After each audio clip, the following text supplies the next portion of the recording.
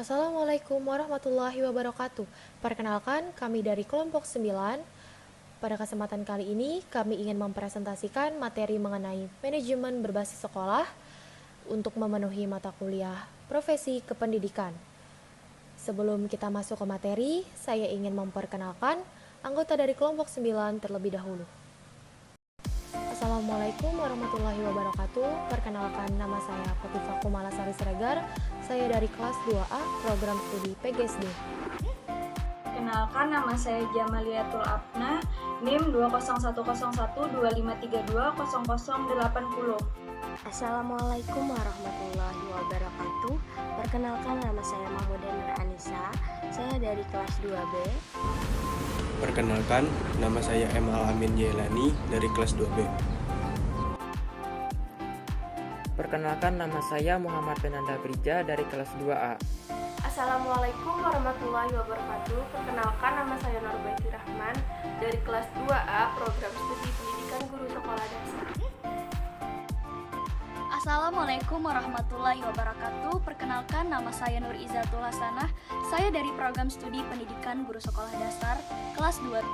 Perkenalkan, nama saya Rizka Maulida Putri dari kelas 2B pendidikan guru sekolah dasar.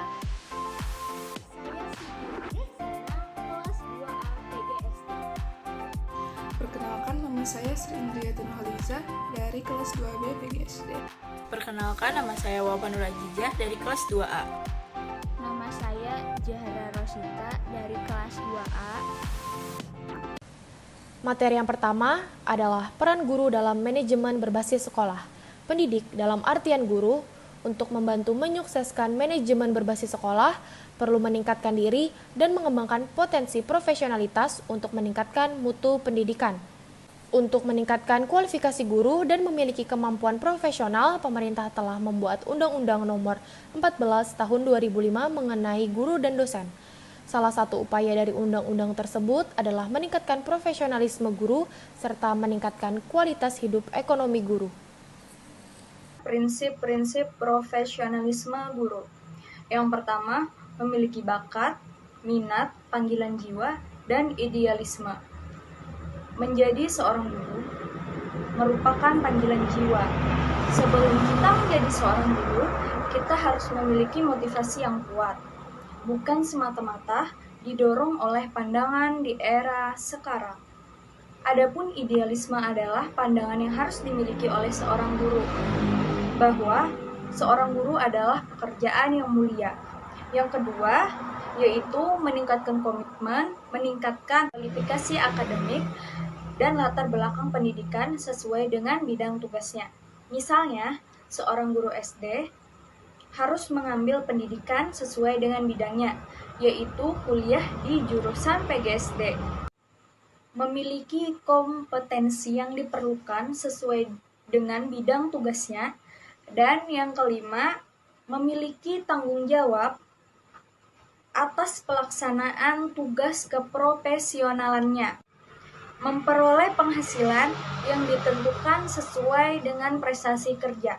Semakin tinggi prestasi kerja yang ia raih, maka semakin tinggi pula penghasilan yang ia dapatkan.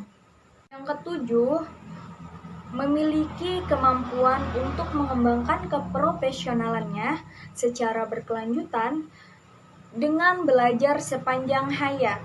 Yang kedelapan, memiliki jaminan perlindungan hukum dalam menjalankan tugasnya. Undang-Undang Guru dan Dosen sudah sangat jelas mengatur perlindungan hukum terhadap keduanya. Tetapi pada kenyataannya, perlindungan hukum terhadap guru masih sangat lemah. Di satu sisi, pemerintah memiliki kewajiban terhadap perlindungan hukum.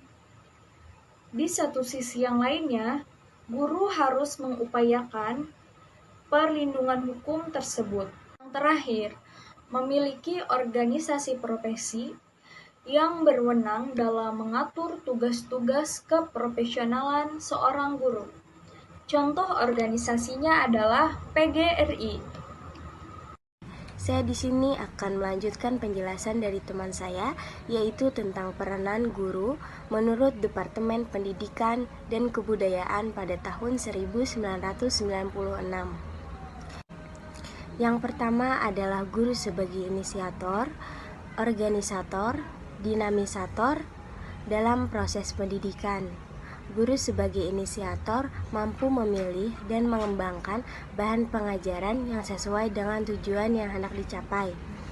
Guru sebagai organisator. Guru memiliki kegiatan pengelolaan akademik, menyusun tata tertib sekolah, dan membuat kalender akademik, dan sebagainya. Guru sebagai dinamisator. Sebagai guru, berfungsi untuk memberikan dorongan kepada siswa dengan cara menciptakan suasana lingkungan pembelajaran yang kondusif. Yang kedua adalah guru sebagai fasilitator yang memungkinkan terciptanya kondisi yang baik bagi siswa untuk belajar. Yang ketiga adalah guru sebagai narasumber dan motivator bagi siswa. Guru sebagai motivator artinya guru sebagai pendorong siswa dalam rangka meningkatkan kegairahan dan pengembangan kegiatan belajar siswa. Yang keempat adalah guru sebagai pengajar bertanggung jawab atas mutu hasil belajar siswa. Yang kelima adalah guru mempunyai martabat dan citra untuk ditiru, dipercayai, dan diteladani di lingkungan sekolah maupun masyarakat. Di sini saya akan menjelaskan tentang tugas guru.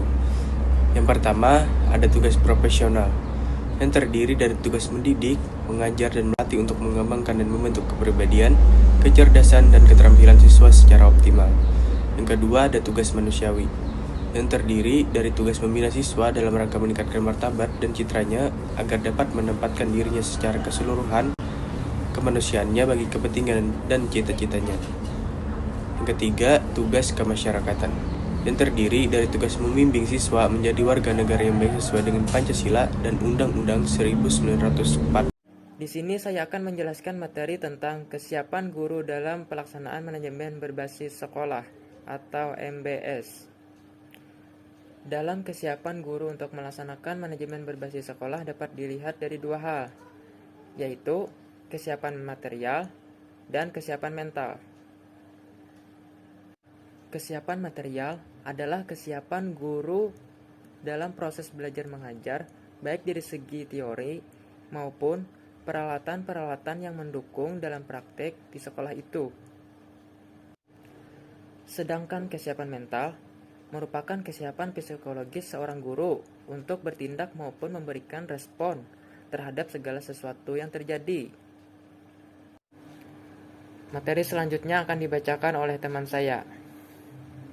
Nah, di sini saya akan menjelaskan materi tentang implementasi manajemen berbasis sekolah dalam kemitraan guru dengan orang tua siswa dan masyarakat.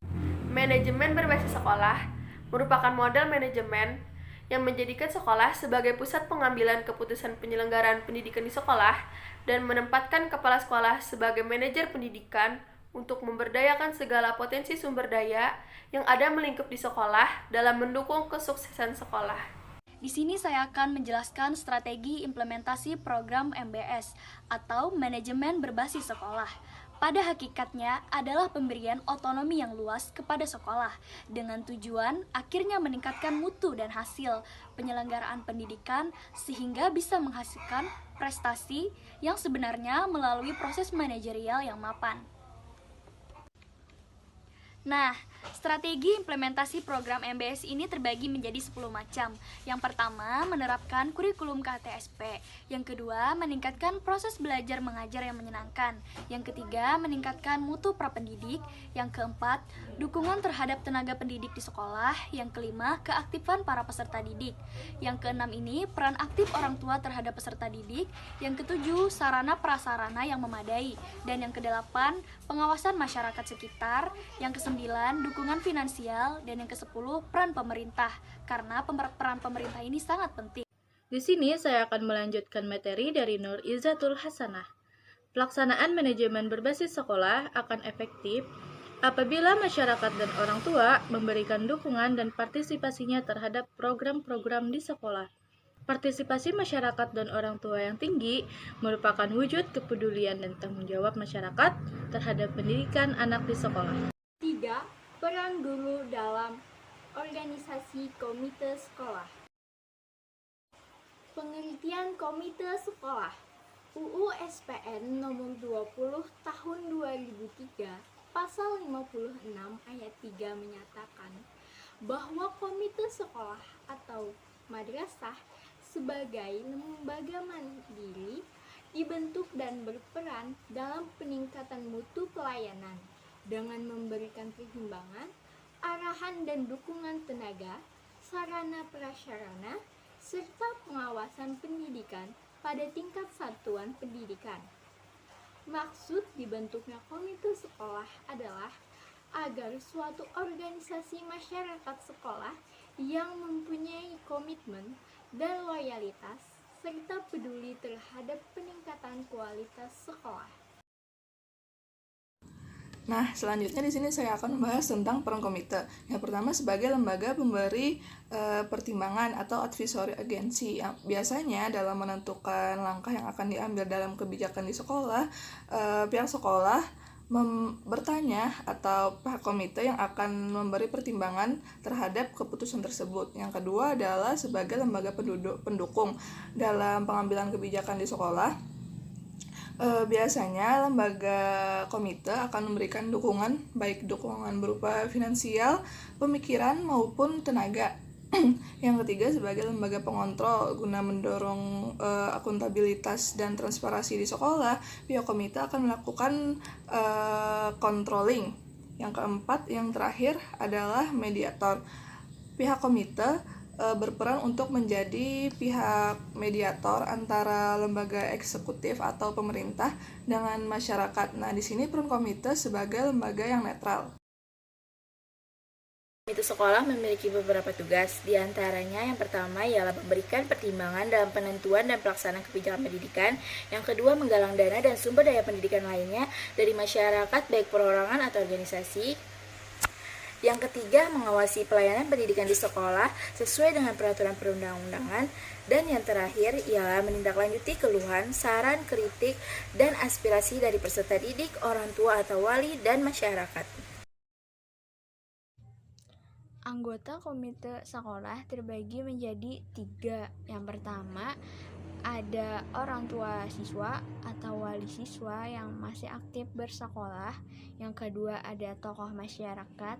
Dan yang ketiga, ada pakar pendidikan. Selanjutnya, saya akan menjelaskan tentang tokoh yang tidak boleh menjadi anggota komite sekolah, terbagi menjadi 7. Yang pertama ada pendidik dan tenaga kependidikan yang berasal dari sekolah.